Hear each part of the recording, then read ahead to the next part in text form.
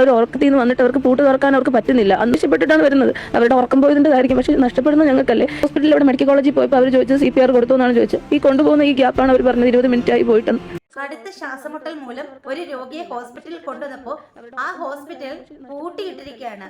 ഈ ജീവനക്കാർ മൊത്തം അകത്തുണ്ട്, ഗേറ്റ് പൂട്ടിയിട്ടിരിക്കുകയാണ്. അപ്പൊ ഈ രോഗിയെ കൊണ്ട് വന്ന ഭാര്യ രോഗിനെ അവിടെ നിർത്തിയിട്ട് വന്ന് വിളിക്കുകയാണ് തുറക്കാൻ വേണ്ടിയിട്ട്. ആ സമയത്ത് ഈ രോഗിക്ക് വീണ്ടും അസ്വസ്ഥതകൾ വരികയും അദ്ദേഹം നെഞ്ചു തടയുകയും വീഴാൻ പോകുന്നതും ഒക്കെ നമുക്ക് ഈ വീഡിയോയിൽ കാണാൻ പറ്റും. അത് കണ്ടിട്ട് ജീവനക്കാരെ വിളിക്കാൻ നിൽക്കുന്ന കൂടെ വന്ന ഭാര്യ തിരിച്ചോടി വരികയാണ്.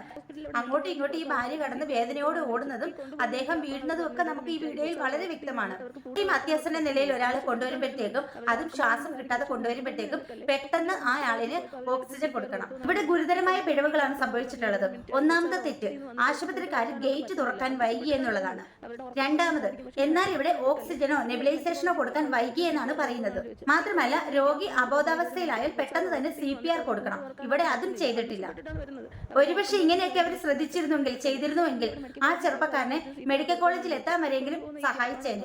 ഒരു ജീവൻ പിടയുന്നതും ആ പ്രാണവേദനയും ഒരു ഭാര്യയുടെ നിസ്സഹായ അവസ്ഥയും ഒക്കെയാണ് നമ്മൾ ആ ഒരു വീഡിയോയിലൂടെ കണ്ടത്, വേദനയോടെ കണ്ടത്. വലിയ വീഴ്ചയും അനാസ്ഥയുമാണ് ഇവിടെ സംഭവിച്ചിരിക്കുന്നത്. ആരോഗ്യമന്ത്രി ഇതുവല്ലതും അറിയുന്നുണ്ടോ? അതെങ്ങനെ ഇതൊക്കെ ശ്രദ്ധിക്കാൻ ആരോഗ്യമന്ത്രിക്ക് എവിടെയാണ് സമയം? ആരോഗ്യമന്ത്രി സൂമ്പ കളിച്ചും ഒക്കെ നടക്കുകയല്ലേ. ഹോസ്പിറ്റലിൽ ഇങ്ങനെയുള്ള സംഭവങ്ങൾ നടക്കുന്നതും ചികിത്സ കിട്ടാത്തതിന്റെ പേരിൽ, ശരിയായ സമയത്ത് ചികിത്സ കിട്ടാത്തതിന്റെ പേരിൽ രോഗികളുടെ ജീവൻ പോകുന്നതൊന്നും ആരോഗ്യമന്ത്രിക്ക് ഒരു വിഷയമേ അല്ല. ആരോഗ്യമന്ത്രി സൂമ്പ കളിച്ചും ഒക്കെ നടക്കുകയാണ്. ഇവിടെ പാവപ്പെട്ട ജീവന് പുല്ലുവിലയാണ്.